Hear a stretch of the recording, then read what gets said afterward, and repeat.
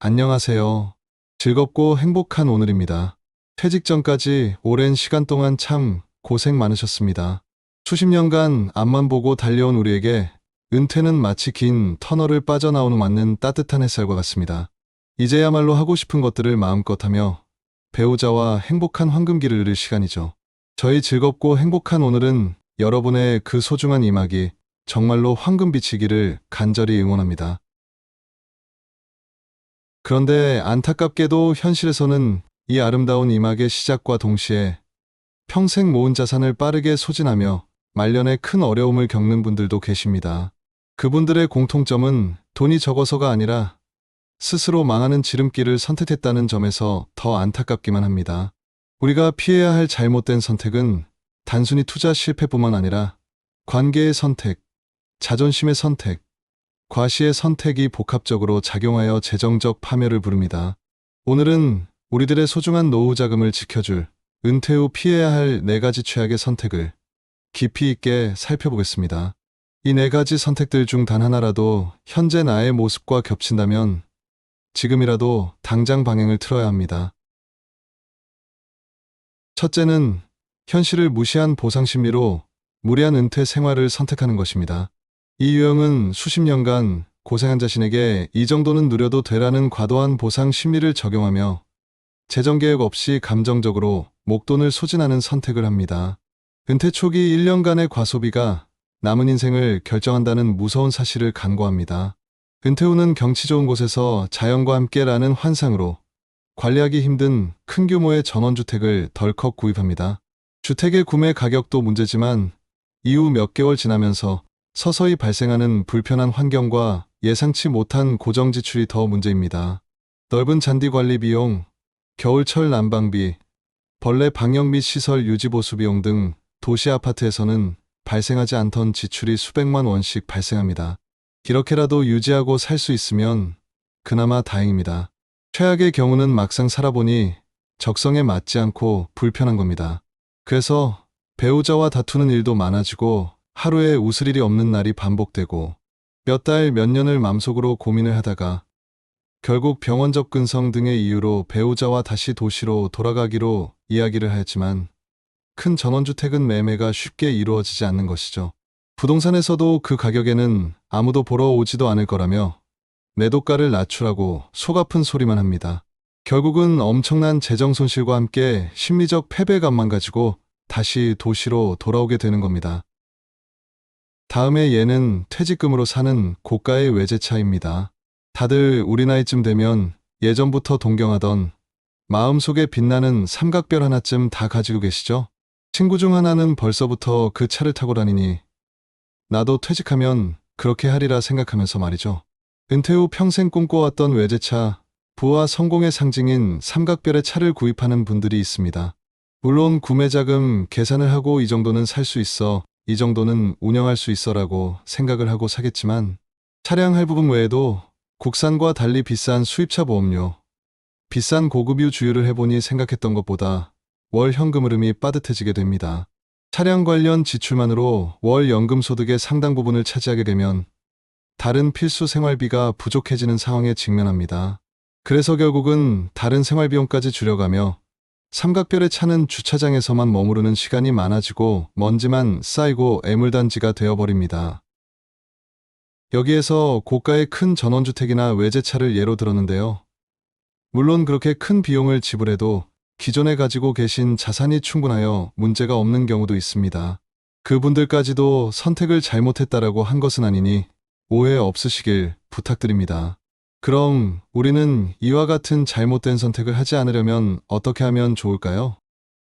은퇴 후 최소 1년은 은퇴재정 적응 기간으로 정하고 섣불리 집이나 차를 바꾸지 말고 현재 보유한 자산으로 최소한의 생계형 소비만 유지하면서 월별로 재정 입출금을 파악하여야 합니다.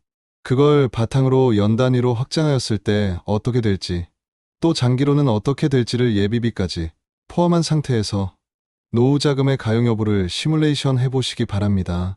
그런 후에 자금이 가용하다고 판단되면 선택을 하는 것이 잘못된 선택을 피할 수 있는 길입니다. 둘째 유형은 여전히 임원 행세를 하는 권위적인 태도를 선택하는 것입니다. 이 유형은 직장에서 꽤나 잘 나갔던 임원으로 퇴직한 사람에게서 주로 볼 수 있는 것인데요. 퇴직 후에도 여전히 임원인 줄 아는 것이죠. 물론 말로는 나는 그런 사람 아냐라고 하지만 오랜 기간 동안 몸에 밴 습관이나 행동들을 단번에 바꾸기가 말처럼 쉬운 것이 아닌 겁니다. 배우자나 친구에게 조용한 소리로 이야기하지만 내용은 계속 잔소리나 지시 같은 것으로 듣는 사람은 스트레스가 쌓이게 겁니다. 결국 가장 중요한 노후 동반자인 아내와의 관계를 파국으로 이끄는 선택입니다. 친구들 사이에서도 은근히 왕따가 되며 돈이 있어도 혼자 외롭게 되는 경우입니다. 은퇴 후 남편이 집에 머무는 시간이 길어지면서 평생 아내의 영역이었던 가사 및 생활 경제권에 간섭하기 시작합니다. 아내가 써온 가계부를 매일 검사하며 왜 이 지출이 이렇게 많냐, 영수증이 왜 없냐고 추궁합니다. 심지어 냉장고 문을 열어 유통기한을 확인하고 식재료 낭비 여부를 지적하는 냉장고 검사까지 합니다. 직장에서 부하 직원에게 하듯 잔소리와 피드백을 듣는 기분이 들며 아내는 인격적인 모멸감을 느끼게 됩니다. 황혼 이혼의 원인으로 경제적인 문제도 크지만 함께 있는 시간에 발생하는 관계의 누적된 피로도 큰 원인 중 하나입니다. 남편이 직장 상사처럼 군림하는 순간 아내는 더 이상 기대할 것 없이 이혼 후 재산 분할을 통해 경제적 독립과 정서적 해방을 선택할 가능성이 매우 높아집니다. 노년에는 자녀 리스크와 함께 황혼이혼 리스크가 제일 큽니다. 배우자 없이는 혼자서 노후를 감당하기 어렵다는 현실을 잊지 마십시오. 은퇴하는 날 배우자에게 진심으로 감사와 존중의 말을 전달하고 집안일 및 생활 경제권을 50대 50으로 분담하겠다고 약속해야 합니다. 셋째, 취미 생활을 장비 투자로 시작하는 과시적인 선택을 하는 것입니다. 취미 활동은 삶의 활력소이지만 이 유형은 취미의 본질인 경험과 만족보다 과시와 장비 욕심에 치우쳐 과도하게 은퇴 자금을 낭비하는 선택을 합니다. 시작도 하기 전에 수백만 원을 쏟아붓고 금세 흥미를 잃는 전형적인 패턴입니다. 어설프게 할 바엔 제대로 하자는 명분으로 시작부터 프로답게 장비에 과한 투자를 합니다. 처음 사례는 사진 촬영 입문입니다. 핸드폰 사진은 거기서 거기인 것 같고 뭔가 아쉽기도 하고 또 사진은 많이 찍어봤으니 금방 잘할 것 같고 고상하면서도 장기간 할 수 있을 것 같고 쉽게 접근할 수 있는 취미라고 생각하여 사진 촬영을 시작하면서 인터넷 서핑에 들어갑니다. 많은 고민 끝에 무리하여 수백만 원짜리 풀프레임 카메라와 비싼 렌즈들을 구매합니다. 웬걸 동호회에 참여하니 남들은 더 전문적인 장비를 가지고 있어 비교하고 고민하다가 또 기변을 하게 됩니다. 외국 사람들은 어떤지 모르겠지만 우리나라 사람만큼은 아닐 것 같은 막연한 생각이 드는 것도 사실입니다. 바로 장비병인데요. 이 패턴은 오디오, 골프, 자전거, 오토바이, 낚시, 등산, 캠핑 등 다른 모든 운동이나 취미에도 적용됩니다. 결국 장비만 남고 돈은 사라집니다. 취미는 꾸준함이 중요하지만 장비 의존이 심한 경우 흥미를 금세 잃고 장비 사용을 중단합니다. 결국 집안에는 먼지만 쌓인 고가의 장비만 덩그러니 남게 됩니다. 중고로 처분하려 해도 감가상각이 심하여 큰 손해를 보게 되고 이로 인해 배우자와의 갈등까지 심해집니다. 취미는 경험에 투자하는 것입니다. 모든 취미 활동은 대여나 중고 장비를 활용한 소규모 체험부터 시작해야 합니다. 충분히 즐거움을 느끼고 지속할 확신이 섰을 때만 필요한 장비에 최소한으로 투자하는, 말하자면 느린 장비 업그레이드 원칙을 세워야 합니다. 넷째로는 전문 지식 없이 유행성 투자를 하는 무리한 선택입니다. 조금 과장하면 은퇴 자금은 마지막 남은 비상금입니다. 이 유형은 빨리 부자 되고 싶다는 조급함과 나만 뒤처질 수 없다는 심리에 사로잡혀 공부 없는 투기를 감행합니다. 대박 소문에 흔들리는 유행 추종 투자를 합니다. 은퇴 후에는 매월 고정 수입이 사라지기에 남은 돈을 단기간에 불리고 싶다는 유혹에 오히려 더 취약해집니다. 주변 지인이나 유튜브, 뉴스에서 대박났다는 소문만 들리면 냉정함을 잃습니다. 뜬구름 잡는 개발의 정지의 부동산, 테마 주식, 코인 등 전문적인 분석이 필요한 영역에 대한 기초 지식 없이 남들이 하니까 뛰어듭니다.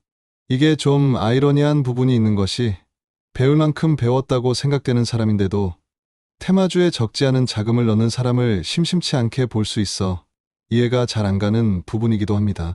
건실한 대형 우량주가 아닌 테마주나 제2의 엔비디아, 제2의 테슬라라는 남의 말만 듣고서 큰 돈을 넣습니다. 재무제표, 기업 분석, 자산 배분 원칙 등 기본적인 지식 없이 투자하는 것은 투자가 아니라 도박에 가깝습니다. 특히 변동성이 큰 코인이나 레버리지를 이용한 투자는 은퇴 자금을 한순간에 잃게 만드는 가장 위험한 선택으로 절대해서는 안 됩니다. 은퇴 자금은 원금 보존을 최우선 목표로 삼아야 합니다.